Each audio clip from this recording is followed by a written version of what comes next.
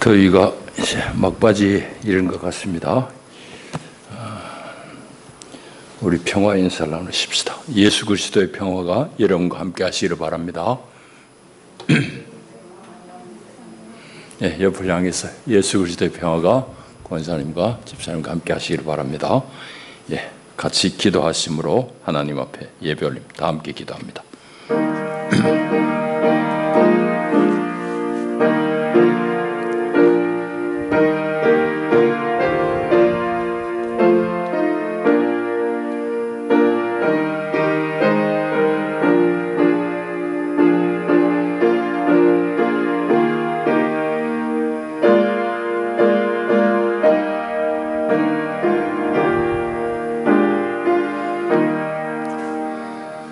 새 노래로 여호와께 찬송하라. 그는 기이한 일을 행하사 그의 오른손과 거룩한 팔로 자기를 위하여 구원을 베푸셨음이로다.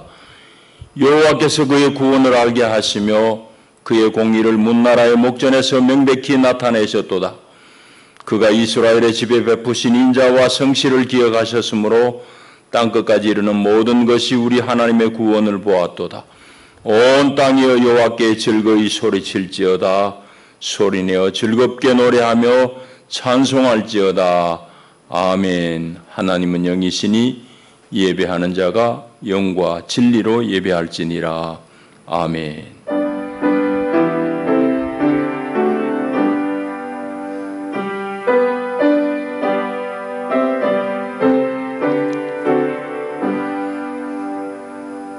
자비하신 하나님, 오늘도 바쁜 일상 가운데서 우리를 건져내시고 하나님의 거룩한 성산에 우리를 이끄시며 영광 중에 계시는 우리 아버지 하나님을 배울 수 있는 큰 영광을, 은혜를 주시니 감사합니다.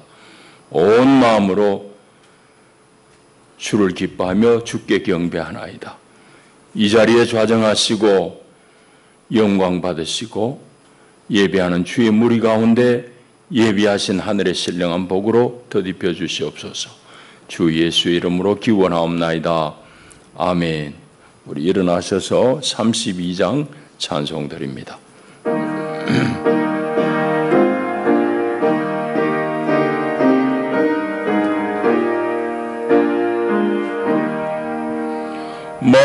만유의 주제 존귀하신 예수, 사람이 되신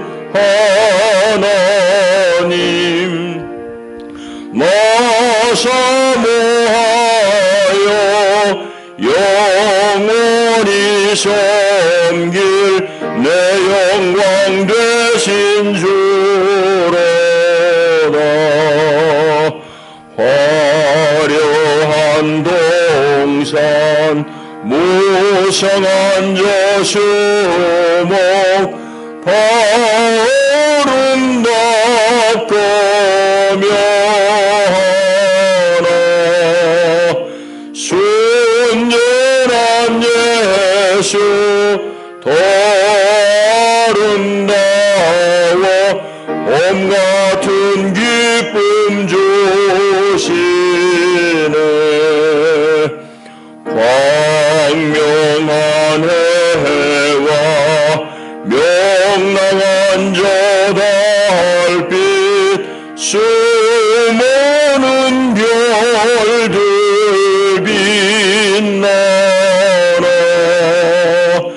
주 예수 빛은 더 찬란하여 참 비교할 수 없도다.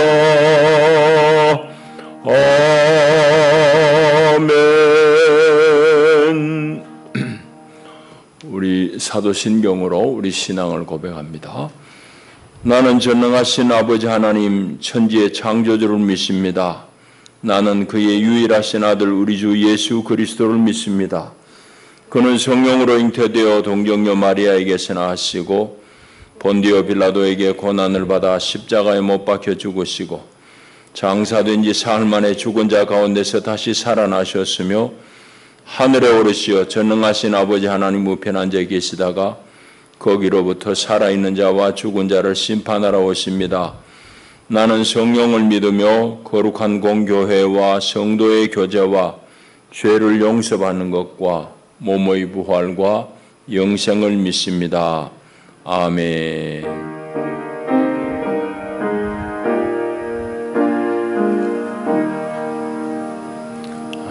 기도합니다. 하나님, 오늘도 우리가 주님 앞에 나와 우리 주를 배웁습니다. 아버지 하나님, 하나님의 백성으로 세상에 파송받은 한 주간의 삶을 돌아보건대 우리가 하나님의 사람으로 세상 가운데 하나님의 뜻을 쫓아 살지 못했던 그런 허물이 큽니다. 아버지 하나님, 우리의 미약함을 불쌍히 여기시고 오늘도 부끄러워하는 심령 가운데, 회개하는 심령 가운데 사죄의 은총을 입혀주시고 아버지 하나님, 주를 뵙는 기쁨이 넘치게 하여 주시고 하나님의 말씀 가운데 하나님께서 친히 우리에게 주시는 그 음성을 듣게 하시고 우리 사람이 하나님의 말씀으로 말미암아 올곧아지게 하시고 바로 서게 하시며 능력을 입게 하셔서 세상 가운데 나갈 때에 하나님의 사람으로 살아낼 수 있도록 축복하여 주옵소서. 온 마음으로 주를 경배합니다. 우리 마음이 주님께 향할 수 있도록 우리를 붙들어 주시고 우리의 예배를 방해하는 모든 악한 것들을 주님께서 다 쫓아주시며 아버지 한 시간 온전히 홀로 하나님 영광 받아 주시옵소서. 예수님 이름으로 기도하옵나이다. 아멘.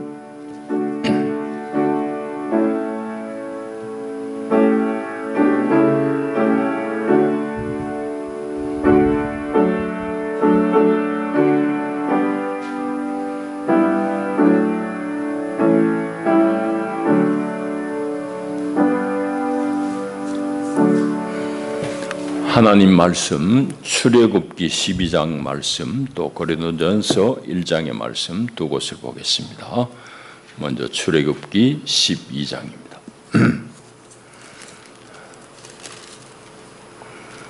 1절부터 14절까지 말씀. 여호와께서 애굽 땅에서 모세와 아론에게 일러 말씀하시되 이 달을 너희에게 달의 시작 곧 해의 첫 달이 되게 하고 너희는 이스라엘 온 회중에게 말하여 이르라.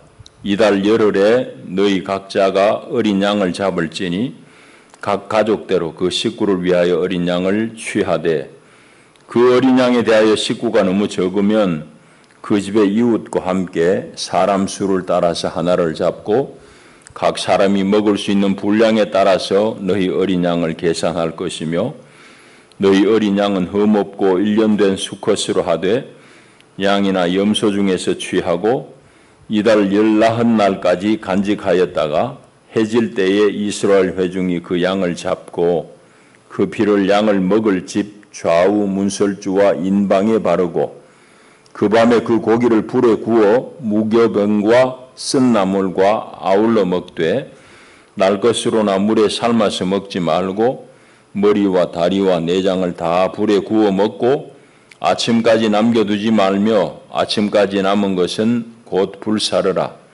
너희는 그것을 이렇게 먹을지니 허리에 띠를 띠고 발에 신을 신고 손에 지팡이를 잡고 급히 먹으라.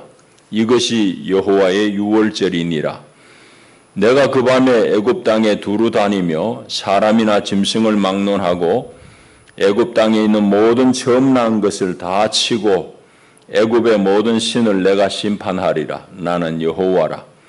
내가 애굽 땅을 칠 때에 그 피가 너희가 사는 집에 있어서 너희를 위하여 표적이 될지라.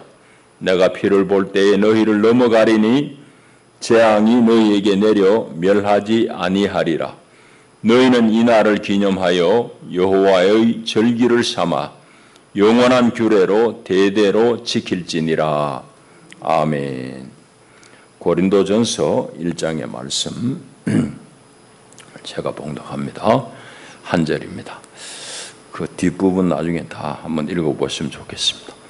십자가의 도가 멸망하는 자들에게는 미련한 것이요 구원을 받는 우리에게는 하나님의 능력이라. 아멘. 기도합니다. 하나님 아버지 감사합니다. 오늘 우리 교회가 8.15 광복 기념주일로 하나님 앞에 예배합니다. 하나님, 특별히 오늘 6월절을 우리가 상고하며 오늘 이 시대에 하나님께서 우리에게 주시는 말씀, 이 나라에 이 교회에 주시는 하나님의 음성을 듣기를 원하나이다.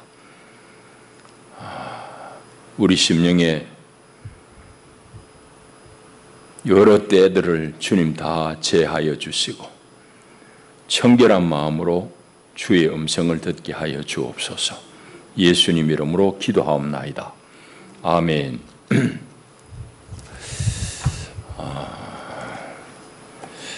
한국은 더 이상 고래 싸움에 등 터지는 새우가 아니다. 싸움의 승패를 가르는 역할을 할 제3의 고래가 되었다.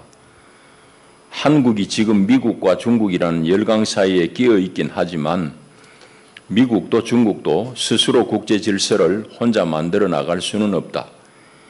이런 상황에서 한국이 가운데서 좋은 패를 쥐고 있다고 본다. 최근에 아주 의미 있는 책을 제가 요약한 걸 읽었습니다. 그 책을 쓴 사람은 영국의 런던에 있는 유명한 왕립대학교 국제관계학 교수입니다. 라몬 파르도 박사가 이런 내용을 골자로 책을 썼는데 그 책의 제목이 새우에서 고래로라는 책입니다. 표지 주보 1면에 제가 약간 소개하는 글을 썼습니다. 그분은 영국에서 연구하고 브뤼셀에 있는 대학에서도 석좌 교수로 있는 분입니다. 말하자면 유럽의 지성이라 할 수 있는데 그분이 한국을 그렇게 평가하는 겁니다. 오늘 우리 광복을 기념하는 광복 기념주일인데 77년 전에 일제에 압제해서 해방된 날입니다. 그 참 해방될 당시의 폐허 또 한국 전쟁으로 말미암는 폐허에서 오늘 세계가 인정하는 나라로 우뚝 솟게 하신 하나님께 감사하고 또 그 폐허에서 나라를 이만큼 일으킨 우리 선조들 또 수고한 모든 사람들에게 참 감사합니다. 그런 마음을 가지고 오늘 본문 출애굽기를 읽으면서 이 출애굽기를 통해서 오늘 우리의 조국이 또 오늘 우리의 교회가 어떤 길로 나아가야 될지 하나님의 말씀을 듣는 시간이 되었으면 좋겠습니다. 오늘 읽으신 출애굽기 12장 6월절에 관한 내용은 여러분이 잘 압니다. 짧게 다시 한번 요약하자면은 히브리 사람들이 애굽으로 간 것은 기근을 피해서 갔습니다. 야곱 때에 너무 기근이 오래되니까 그 기근 중에 먹고 살려고 야곱이 후손들 70명을 데리고 애굽에 가가지고 요셉이 그때 이제 야곱의 아들 요셉이 총리로 있을 때니까 고센 땅에서 나일강 하류에서 잘 정착해가지고 번성을 했습니다. 한 400여 년 지나니까 70명이 이주를 했는데 막 중다한 그런 민족으로 형성되니까 애굽왕 바로가 조금 염려가 됩니다. 위협을 느끼는 거예요. 저들이 반역을 일으키면 어떻게 하지? 이래가지고는 이스라엘 사람들이 아기를 낳으면 남자면 다 죽이도록 엄명을 내립니다. 참 곤란한 노릇이잖아요. 모세가 그때 난 거예요. 남자는 다 죽이도록 하고 또 이 가정에서 생활을 못하도록 남자들을 아주 지독한 노역에 다 동원했습니다. 강제 노동에 다 또 노역에 동원해가지고 힘들게 노역을 시키니까 아기 낳을 틈이 없는 거죠. 힘드니까. 그렇게 이제 정책을 이제 펴갔는데 이스라엘 백성들이 하나님 앞에 너무너무 억울해가 답답함을 호소하고 탄원하니까 하나님이 그들의 탄원을 울부짖음을 들으시고 모세를 택하셔서 이스라엘 백성들을 그 종된 애굽 땅에서 해방시킵니다. 그게 이제 출애굽기잖아요. 근데 해방이 그냥 되냐고요. 바로가 안 내놓으려고 그러죠. 왜? 사람이 그 국력이니까. 그때는 뭐 기계가 할 때가 아니니까 인력이 다 나라의 국력일 때입니다. 그러니까 하나님은 모세를 통해서 이스라엘 백성들을 출애굽시키려고 그러는데 바로는 안 내놓으려고 그러고, 모세하고 바로 애굽 왕 바로하고 협상을 합니다. 하나님은 뒤에서 돕기를 재앙으로 이제 돕는 거예요.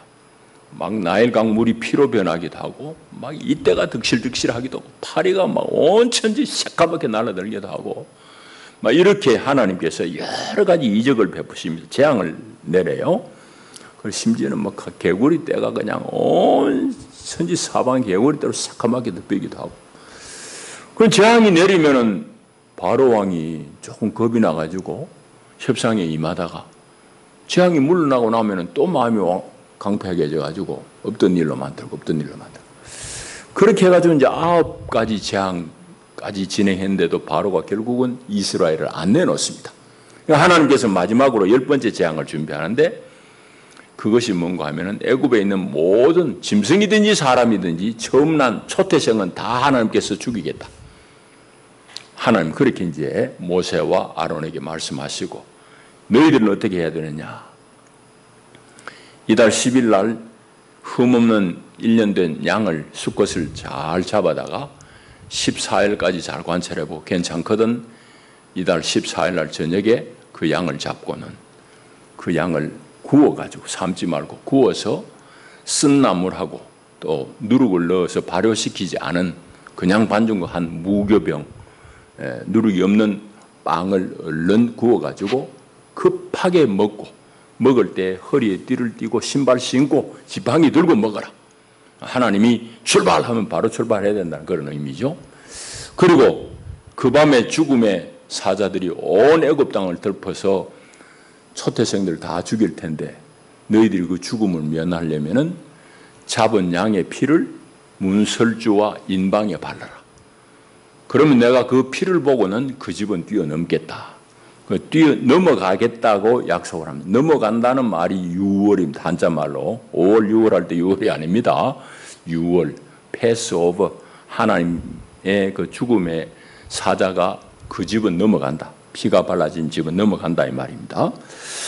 자, 그리고 하나님께서는 그 6월절을 제정하시면서 이 날을 기념하여 이스라엘은 영원히 이 날을 지키라 라고 그래 말씀합니다. 그게 오늘 우리가 읽은 내용이에요. 자, 본문을 조금 이제 관찰해 보십시다. 1절에 보면은 2절에 보면은 이 달을 한 해의 첫 달로 삼으라고 말씀하세요. 그것의 의미가 뭐겠습니까? 그거는 분명합니다. 그 6월절을 경험한 그 달을 한 해의 첫 달 정월로 삼아라 이 말은 6월절이 이스라엘의 건국의 기초다 이 말입니다. 이스라엘 백성이라고 그러면 이 6월절에 하나님의 능력과 은혜를 반드시 기억해야 된다 이 말입니다. 그래서 출애굽이 이스라엘의 시작이고 근본이라는 의미겠죠. 그 다음에 또 뒤에 보게 되면은 그 혼자 양을 다 잡아가지고 그래 할 일이 아니고 식구들별로 한 가족이 양을 잡는데, 가족 수가 적으면 양은 이만큼 큰데 1년 되면 다 커요. 큰 양을 잡는데 식구가 몇 명 안 되면은 그건 남기잖아요. 그러면 이웃하고 어울려가지고 양에 맞게 서로 무리를 지어가지고 그 양을 잡으라고 그렇게 말씀합니다. 그렇게 얘기한 말씀의 의미는 이유가 뭐겠습니까? 이 6월절은 개인적으로 참여하는 것이 아니라 함께 한 몸을 이루면서 6월절의 그 감격을 체험해야 된다는 그런 말씀입니다. 자, 그 다음에 또 6절에 보면은 이제 그달 10일 날 양을 하나를 잡아다가 14일까지 간직했다가 14일 저녁 해질 때에 그 양을 잡아라 이 말입니다. 그럼 나흘 동안 그 양을 죽이지 않고 관찰하는 이유가 뭐냐? 흠결이 있는지 없는지 확인하는 거예요. 흠이 없어야 되는 양이에요. 6월절 양은. 그러니까 이것은 죄가 없는 어린 양, 우리의 6월절이신 예수 그리스도의 피를 잘 예표하는 그런 내용입니다. 사건이. 자, 그 다음에 이제 고기를 먹을 때에 구워 먹어요.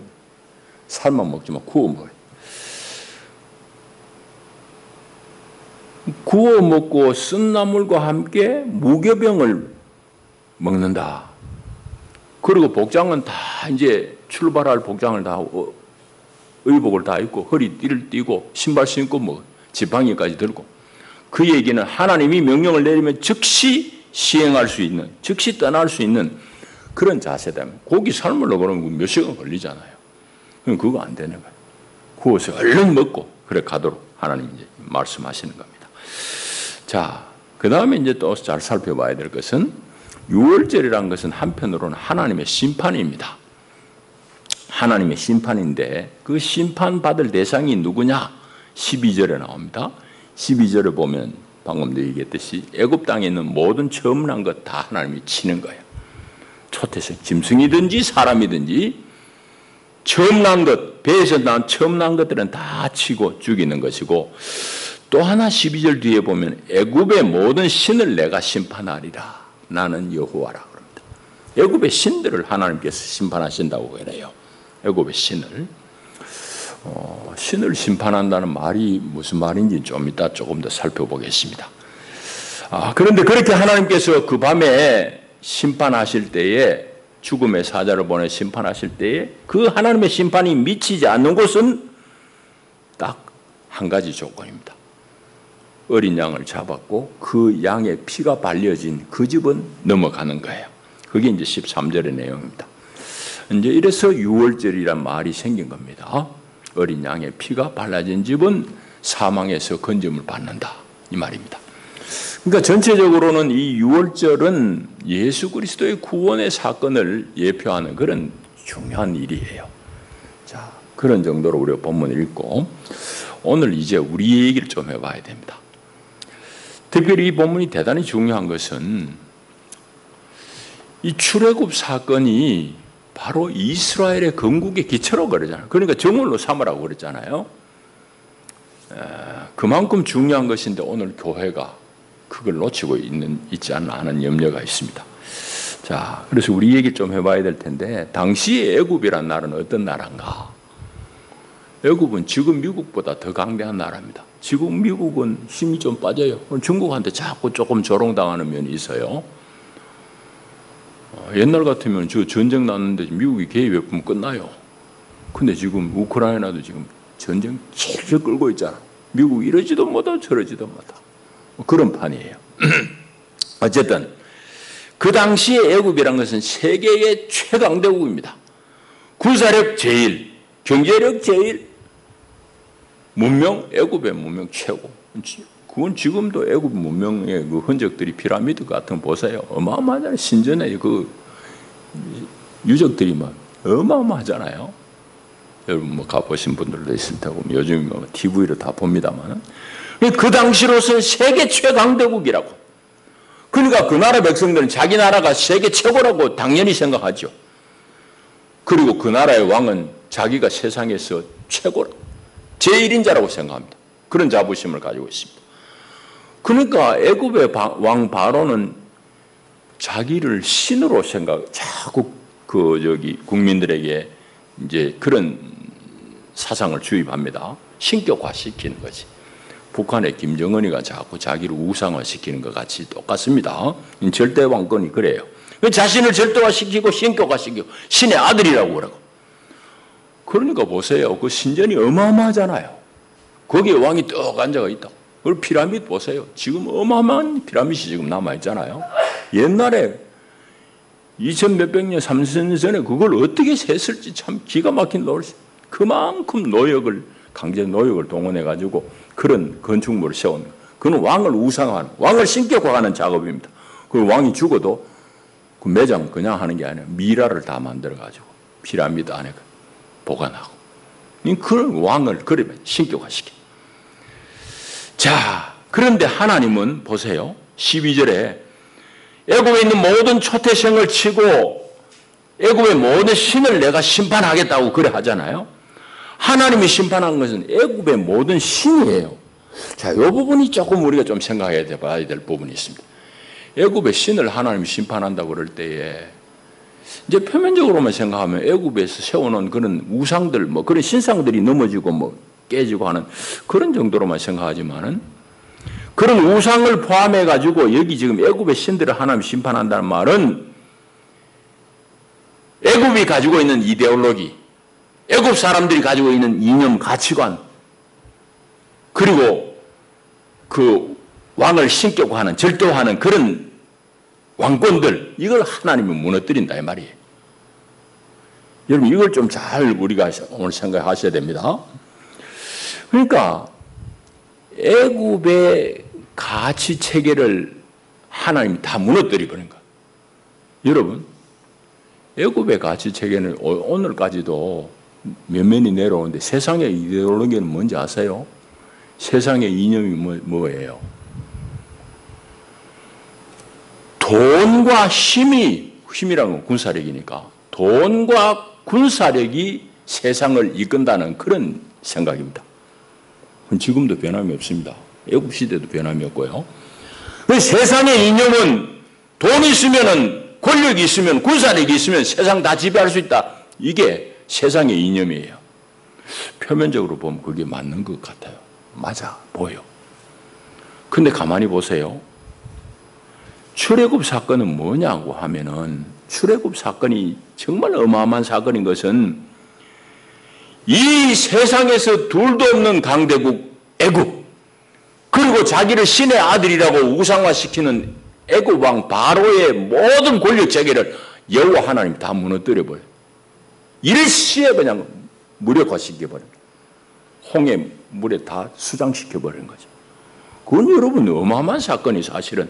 그러니까 이 출애굽 사건이라는 것은 야훼 하나님이 자신을 절대화시키고 신격화시키는 애굽의 모든 권력과 문명을 심판한 사건이에요. 여러분 성경은 일관되게 그걸 말씀하고 있습니다. 여러분 성경을 잘 읽어보셔야 돼요. 그러니까 성경이 말씀하는 세계관은 뭔가 하면은 야훼 하나님께서 이 세상을 주관하시고 다스린다는 말이에요. 우리 말이 아니라 실질적으로. 이게 여러분 우리의 중심이 돼야 돼요. 우리 세계관이 그렇게 돼요. 여호와 하나님이 세상을 주관하신다. 여호와 하나님이 세상을 통치하신다. 미국 아니야. 소련 아니야.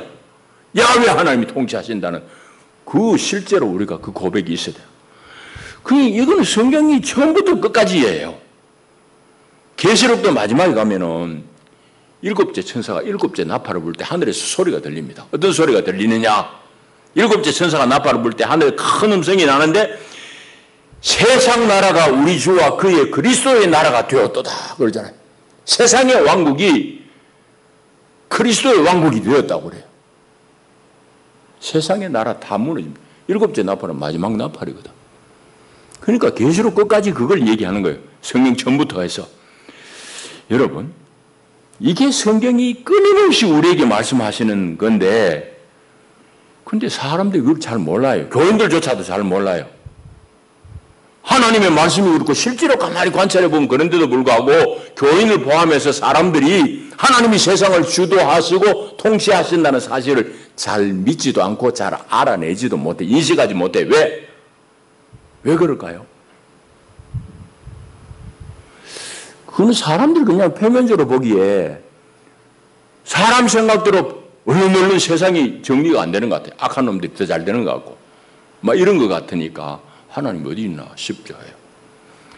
그런데 사실은 우리가 조금 깊게 생각해 보면은 이 역사와 세상이 막 우연한 일로 말미암아 무슨 변고가 막 생기고 이런 것 같지만 사실은 그런 우연한 역사 진행이 그 배후에 하나님이 계시는 거예요.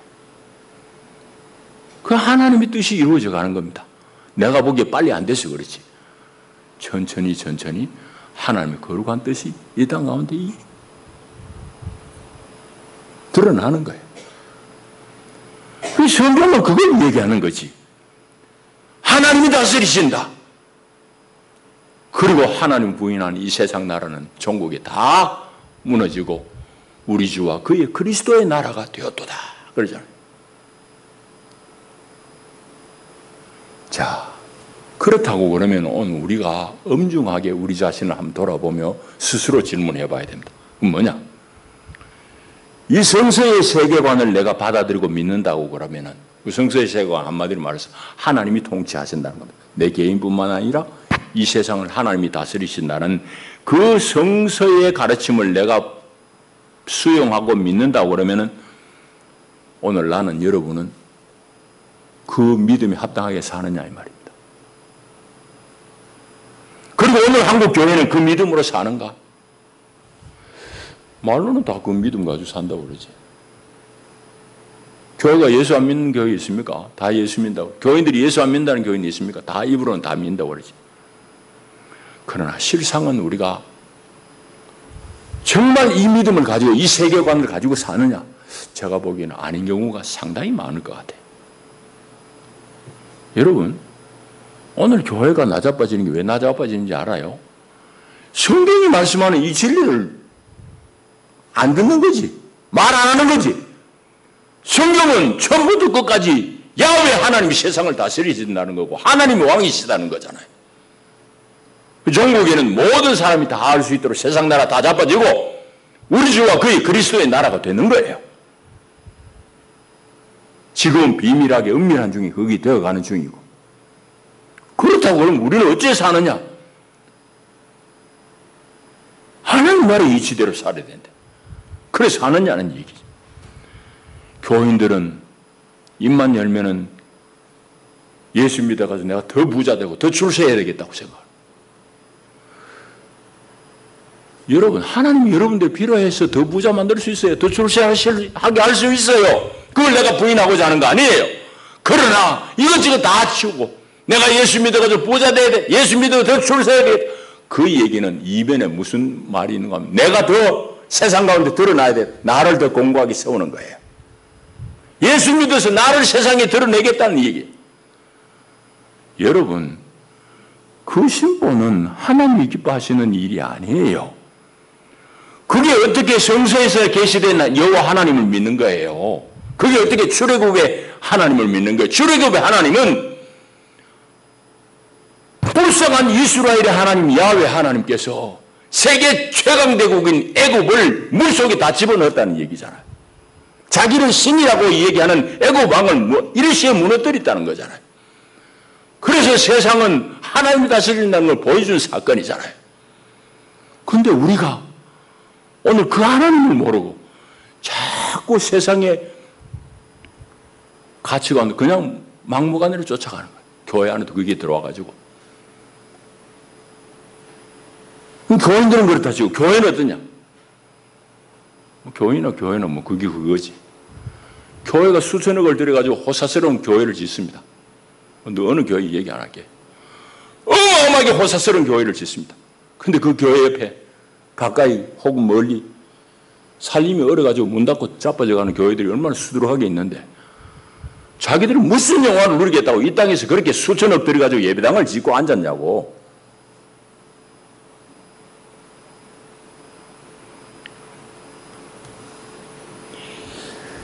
그렇게 남의 아픔을 외면하면서 자기 예배당만 호사스럽게 짓는 것이 어떻게 출애굽의 하나님, 야훼 하나님을 믿는 태도냐고.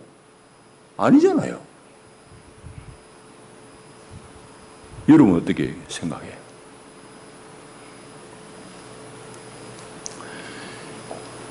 바울이 오늘 우리에게 들려주는 이 말씀, 바울을 통해서 하시는 말씀이 바로 이 출애굽의 하나님을 다시 한번 기억해라는 말씀입니다. 오늘 18장만 읽었습니다. 바울은 예수 믿는다는 게 뭐냐? 예수를 사랑한다는 게 뭐냐? 그 십자가의 길을 따라가는 거다고 말해요. 성도의 능력이라는 것도 돈 많아가 능력이 아니고 힘이 많아가 능력이 아니라는 거. 그 세상의 이치지. 성도의 능력이라는 건 십자가의 도라는 거예요. 그게 뭔 말인지 여러분 아세요? 여러분 고린도전서 1장 18절 보세요. 십자가의 도가 멸망하는 자들에게 미련한 것이요. 미련해 보이지. 구원을 받는 우리에게는 하나님의 능력이야. 십자가의 길이 구원을 얻은 사람에게는 하나님의 능력이에요. 그 말이 무슨 말인지 여러분 이해됩니까? 십자가는 뭐예요? 자기 부인이고 자기 죽음이잖아. 거기에 하나님의 능력이 있다는 얘기. 그런데 왜 교인들이 세상 가운데 자꾸 더 높아져야 된다고 생각해요? 그게 축복이라고 생각해요. 왜 교회가 건물이 자꾸 높아지고 커지고 호상한 게 그게 하나님의 영광이라고 생각해요? 그 십자가의 길하고 반대로 가는 거예요. 세상의 논리를 쫓는 거예요. 그러면서 입으로는 다 예수 믿는 거지. 착각도 한참 하는 거예요. 여러분, 그거는 성경 처음부터 끝까지입니다. 아브라함 보세요. 아브라함은 가는 곳마다 뭘 했지요? 제단을 쌓았어요. 제단은 뭐 어떤 것이에요? 제물을 드리고, 제물을 드리는 자기를 드리는 거잖아. 자기를 죽여서 하나님 앞에 영광을 돌리고 하나님을 높이는 건 제단이에요. 그런데 아브라함 시대의 세상은 뭘 했어요? 바벨탑을 쌓아요. 하나님 부름을 입은 아브라함은 가는 곳마다 제단을 쌓고, 그 당시에 세상 잘 나가는 세상은 바벨탑을 쌓아. 왜 바벨탑을 쌓아요? 우리 이름을 하늘에 닿게 하자. 우리가 세계 최고야. 이 얘기잖아요. 바벨탑은 반드시 무너집니다. 그건 역사가 증명하는 거예요. 성경이 말씀하고. 근데 그게 우리 눈에 보기에 내 때에 당장 푸드푸드 안 잡아지니까. 여러분, 미국 무너집니다. 중국 무너집니다. 그거 오래 가겠어요? 근데 정신 나간 사람들이 많은 거지. 눈에 보이는 그것만 보고 이러고 앉아.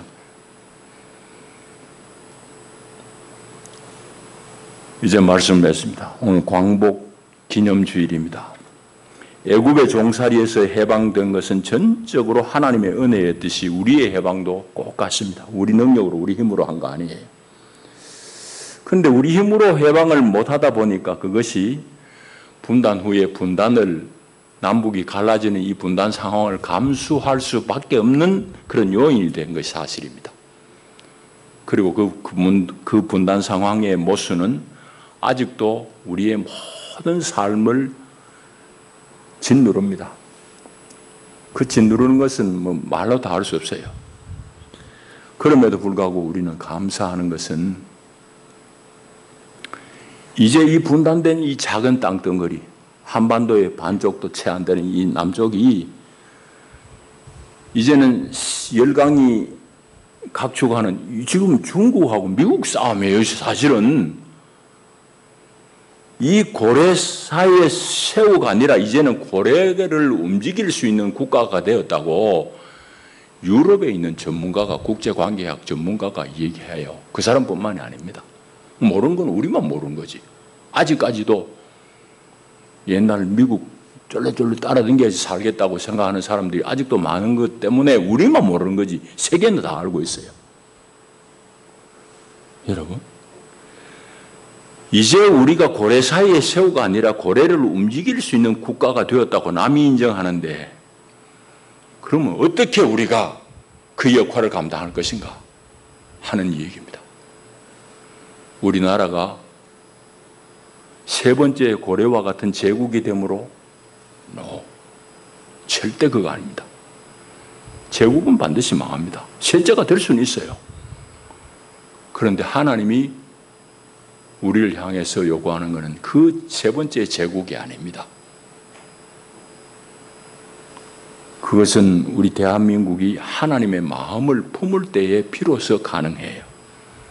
그거는 힘이 아니라 문화로서, 전쟁과 갈등을 통해서가 아니라 평화의 중재자로서 우리가 세계 가운데 역할을 할 때에 비로소 우리나라의 위대함이, 우리나라의 존재의 의미가 세상 가운데 드러날 것입니다. 이미 야훼 하나님은 그것을 이스라엘을 통해서 이루시려고 했어요. 출애굽기에 보면은 이스라엘을 제사장 나라로 불렀다고 그랬잖아요. 이스라엘은 세상 중에 작은 나라예요. 근데 하나님 그 나라를 쓰시고 싶어서 제사장 나라로 부른 거예요. 오늘 대한민국이 이 하나님의 마음을 얻어야 됩니다. 그런데 얘기했듯이 교인들도 교회도 세상의 논리로 너무 나가는 거예요. 세상의 가치관. 그래서 오늘 교회가 자빠집니다. 오늘 광복절 77주년 기념주일, 오늘 우리 한국이 나가야 될 길, 또 우리 교회가 어떻게 하나님의 기쁨이 되는 길인지 분명하게 정리할 수 있는 그런 한날이 되기를 축복합니다. 기도합니다. 하나님, 우리를 도우셔서 광복의 기쁨을 누리게 하시고, 오늘 또 광복 기념주일 하나님 말씀을 통해서 유월절을 기억하며 우리나라와 교회의 길을 밝히 우리가 얻습니다. 아버지, 우리의 믿음이 참으로 여호와 하나님을 믿는 믿음이 되게 하옵소서. 예수님 이름으로 기도하옵나이다. 아멘. 우리 찬송 265장 하시면서 준비하신 예물 봉헌하겠습니다.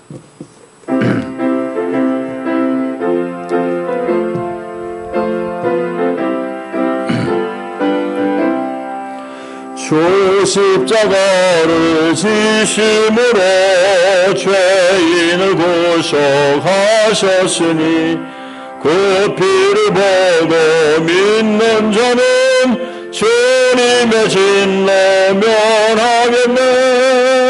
내가 그 피를 유월절 그 양의 피를 볼 때 내가 널 넘어서 가리라. 4절 구주의 사랑 크신 은혜 보혈의 능력 의지하세. 심판의 불이 내릴 때 주님의 진노 면하겠네. 내가 그 피를 유월절 그 양의 피를 볼 때 내가 널 넘어서 가리라. 기도합니다. 하나님, 우리에게 해방의 감격을 주시고 우리가 출애굽의 사건을 통해서 이스라엘을 해방시키신 그 하나님, 그 능력은 전적으로 하나님으로부터 왔습니다. 이스라엘의 준비, 이스라엘의 능력이 아니요 하나님의 은혜와 그 능력으로 이스라엘을 세계 제1의 강대국 애굽의 압제에서 건져내셨습니다. 그리고 하나님은 그 애굽을 심판하셨습니다. 아버지 하나님, 오늘도 이 하나님의 변함없으신 그 뜻은 면면이 이어져 2000년 주님 오신 이후의 역사 가운데서도 수많은 제국들이 흥망성쇠를 거듭했습니다. 그런 중에 하나님의 나라 이스라엘은 하나님 끝까지 보존하시고 앞으로도 이어질 것이고, 이 흥망성쇠 중에서도 하나님의 사람들, 그 교회를 하나님 끝까지 주님께서 지키십니다. 이제 종국에는 이 세상 나라 다 자빠지고 무너져도 우리 주와 그의 그리스도의 나라가 우뚝 설 것임을 성경은 예고합니다. 아버지, 우리가 하나님께서 세상을 다스리시고 하나님께서 내 삶을 주장하심을 믿는 그 믿음으로 살게 하옵소서. 아버지, 그 믿음으로 주님 앞에 귀한 예물 드리나이다. 주님, 우리 온 몸과 마음을 하나님의 나라를 위해서 드리는 그 마음으로 예물을 봉헌하나이다. 주님 기쁘게 연락하여 주시옵소서. 우리 삶을 하나님께서 주장하실 줄 믿습니다. 예수님 이름으로 기도하옵나이다. 아멘.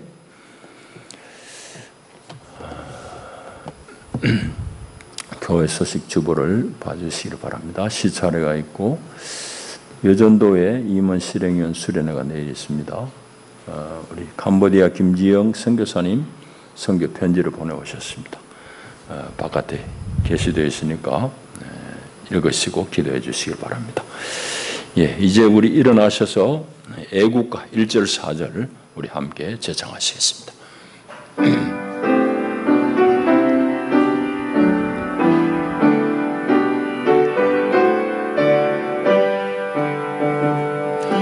동해물과 백두산이 마르고 닳도록 하느님이 보호하사 우리나라 만세 무궁화 삼천리 화려강산 대한 사람 대한으로 길이 보존하세 이 기상과 이 마음으로 충성을 다하여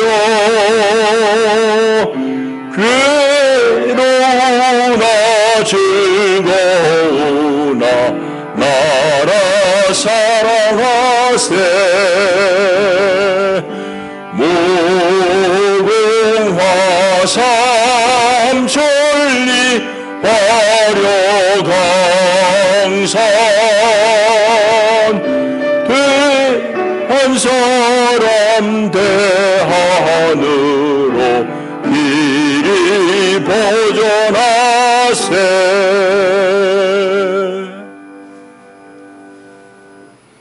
우리를 억만 죄에서 구원하신 주 예수 그리스도의 은혜와 하나님 우리 아빠의 다함이 없으신 사랑과 보혜사 성령의 위로하시고 격려하시며 일으키시는 교통의 은혜가 참으로 유월절 가운데 드러난 하나님의 마음을 익히고 그 마음 가지고 살기를 결단하며 교회를 섬기기를 결단하는 하나님의 사람들 가운데 저들의 가정과 격려하는 일 가운데 이제와 영원히 함께 하시기를 축원하옵나이다.